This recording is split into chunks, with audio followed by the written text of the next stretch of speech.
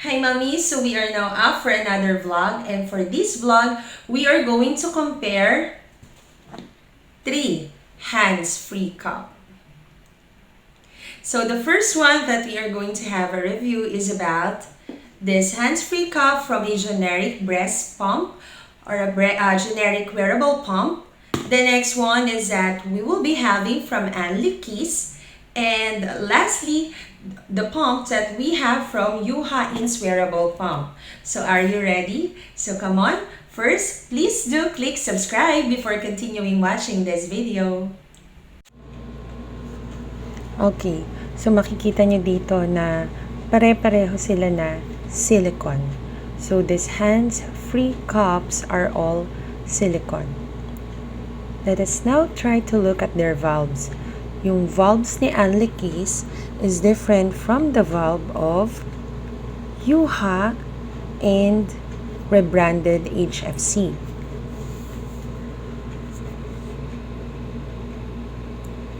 Next, let's see the backflow.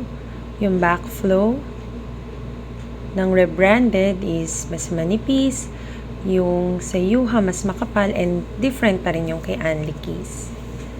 Okay, so lagyan na natin sila sa cup. Assemble na natin.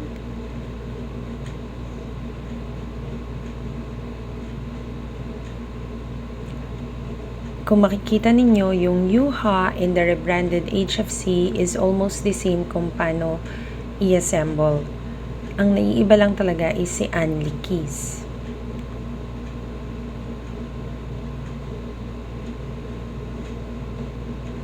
Yung flanges nila, okay, ay 24mm. Youha and Rebranded HFC is 24mm, except for Anlykiss, which has 27mm. So all of this HFC must need to have inserts, especially if this is not your size. So there.